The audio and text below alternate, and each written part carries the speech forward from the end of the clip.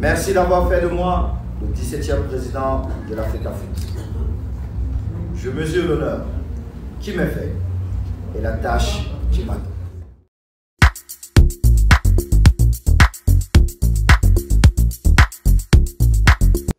Bonjour et bienvenue sur Recap. Nous allons, au cours de cette édition, parler de l'élection de Samuel Eto'o-Fils à la présidence de la Fédération camerounaise de football, FECAFOOT.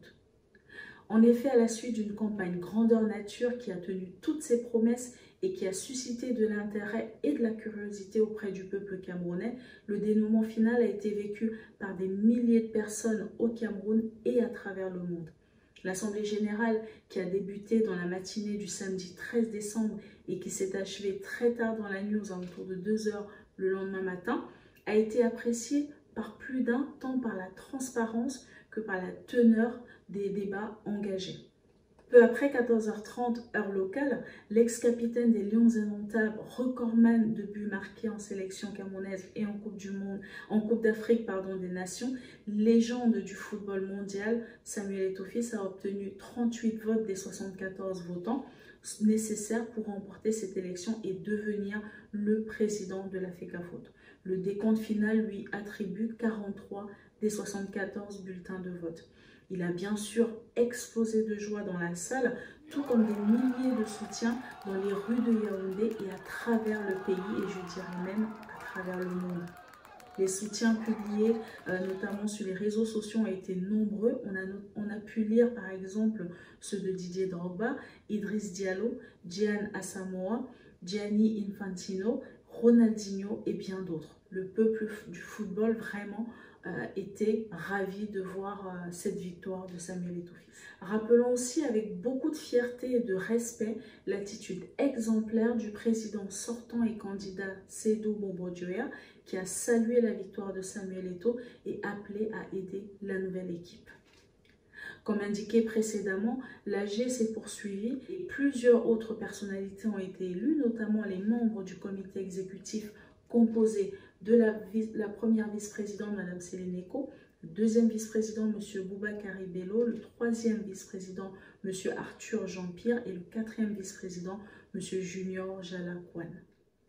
Pour entrer dans le vif du sujet, la première journée de Samuel Eto'o-Fils dans ses nouvelle fonction a été très chargée, comme le témoignent les différentes images diffusées par la FECAFOOT sur ces différentes plateformes.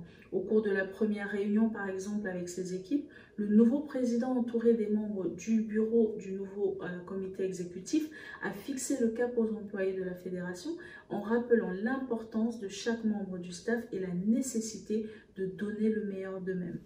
Chacun d'entre vous a sa place et sa place elle est importante pour le résultat final. Nous ne jouons pas, mais nous sommes au service de ceux qui jouent. La suite de la journée était marquée par sa visite du chantier de rénovation du centre technique de la FECAFOOT et son audience en fin de journée avec le directeur général Afrique centrale de l'UNESCO, M. Salah Zaki Khaled, et ensuite son audience avec le ministre des Sports et de l'Éducation physique, le professeur Narcisse Mouélé Kombi. Sur le fond, le candidat Samuel Eto'o, dès l'annonce de sa candidature, a proposé un programme novateur, ambitieux, visant à moderniser, professionnaliser et développer le football camerounais. Il s'est notamment engagé à donner aux joueurs, entraîneurs et autres acteurs clés la place qui leur revient et à inverser le flux financier de la fédération.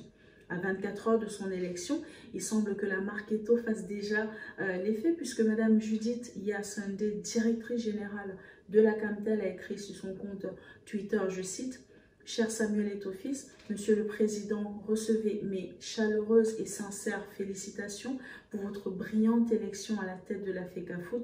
Camtel est ouvert et prêt à vous accompagner dans cette tâche très difficile. » De plus, cette élection historique a suscité beaucoup d'engouement chez certains et de la réserve chez d'autres.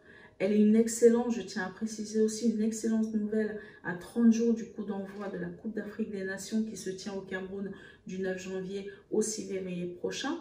Néanmoins, peu importe qu'on soit euphorique ou plutôt prudent, on a tous le même but, souhaiter la réussite des équipes menées par Samuel Eto'o dans l'intérêt du football local et je dirais même du sport en général au Cameroun. Samuel Eto'o sera jugé au cours des 4 prochaines années sur des points précis basés sur son programme et sur les chantiers importants qui existent actuellement. Nous souhaitons bien évidemment beaucoup de succès au nouveau président et restons attentifs afin de tirer les conclusions factuelles sur les actions qui seront menées. Et bien sûr, comme on dit communément au Cameroun, on veut le changement et on espère vraiment l'avoir pour le coup. C'est ainsi que s'achève donc notre édition de Recap. J'ai été ravie de vous apporter ces quelques informations. Je vous retrouve très bientôt pour un nouveau numéro et bien sûr, je vous souhaite un bon match.